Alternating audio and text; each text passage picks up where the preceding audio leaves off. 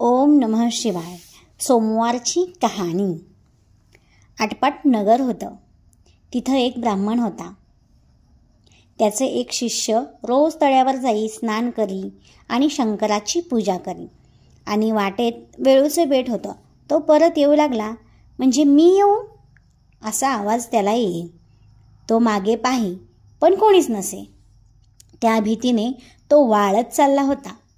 तेव्हा गुरुजींनी त्याविषयी विचारले। शिष्याने मी येऊ या गोष्टीबद्दल सांगितले। तेव्हा गुरुजी म्हणाले, भिवू नको, मागे काही पाहू नको, खुशाल त्याला म्हण ये, तुझ्या मागून येऊ दे। शिष्य नेहमीप्रमाणे स्नानास गेला, पूजा करून येऊ लागला।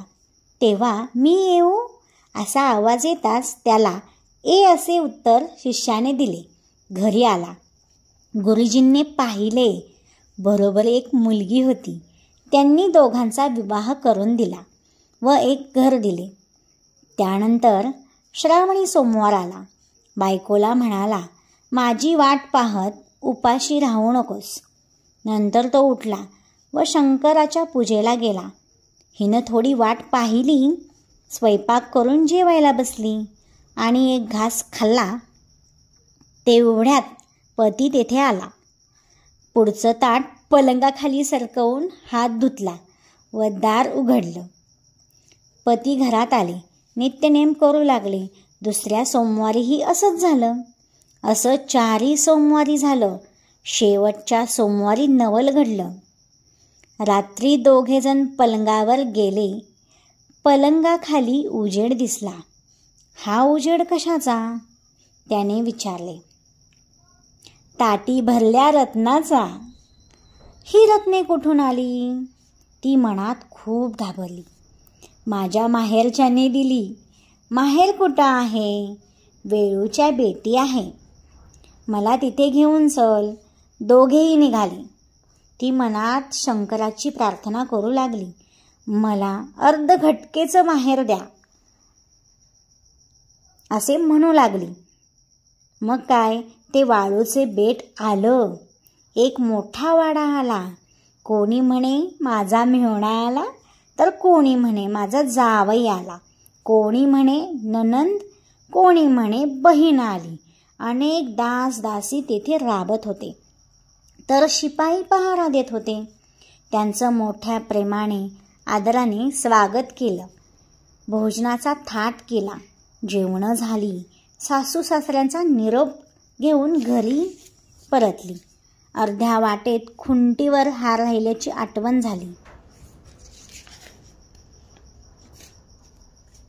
दोघेही परत गेली, तर तेथे वाडा नाही की शिपाई नाहीत, केवळ वेळूचं बेट होतं। पतीनं विचारलं, इथलं घर काय झालं? जसं आलं तसं गेलं, आपलं अभय असेल तर सांगते अशी ती पतीला म्हणाली। 4 सोमवारी आपली हाक ऐकताच जेवताना ताटत तशीच पलंगाखाली सरकवून दिली आणि तीच रत्नाने भरली, सोन्याची झाली। ती मला देवांनी दिली। आपण विचारू लागला तेव्हा मी घाबरून गेली व माहेरची म्हणून सांगितली। शंकराची प्रार्थना केली, अर्धघटकेचं माहेर द्या असे मागितले। त्यांनी तुमची खात्री केली, माझी इच्छा परिपूर्ण झाली। देवभक्ताच्या हाकेला धावला। जसा शंकर त्यांना पावला, तसा तुम्हा आम्हाला पावो। ही 60 उत्तराची कहाणी 5 उत्तरी सफळ संपूर्ण। ही कहाणी आवडली असेल तर कमेंट बॉक्समध्ये हर हर महादेव लिहायला अजिबात विसरू नका। आणि ही कहाणी शेअर केल्यावर तुमची सुद्धा मनातील इच्छा अवश्य पूर्ण होईल। कोणतंही व्रत केलं असेल तर कथा ऐकल्याशिवाय ती पूर्ण होत नाही। तुम्ही श्रावण सोमवारची कथा अवश्य ऐका आणि इतरांनाही ती ऐकायला द्या।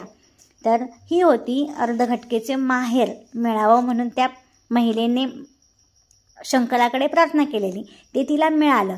तसंच तुमचीही काही अशी इच्छा असेल ती लवकर पूर्ण होण्यासाठी नक्कीच तुम्ही पण शेअर करा आणि त्याचबरोबर व्हिडिओला एक लाईक करा आणि चॅनलला सबस्क्राईब करा। मी ही अगदी कळकळीची विनंती करते बरं का, कारण की जेव्हा आपण एखादं व्रत करतो त्यावेळी आपण व्रताचं उद्यापन कसं करतो, 4 ते 5, 6, 7 अशी पुस्तकं वाटून करतो की नाही, नैवेद्य वगैरे देऊन. तर तसं तुम्हाला मला काही द्यायचं नाही की इतरांना काही द्यायचं नाही. फक्त हा व्हिडिओ 5 जणांना शेअर करायचा आहे. यामुळे तुमच्यावर सुद्धा महादेव प्रसन्न होतील. त्यांची ही कथा इतरांपर्यंत सुद्धा पोहोचेल. तर चला तर मग कमेंट बॉक्समध्ये हर हर महादेव लिहा आणि कमेंट मध्ये हर हर महादेव लिहा आणि हा व्हिडिओ नक्की शेअर करा.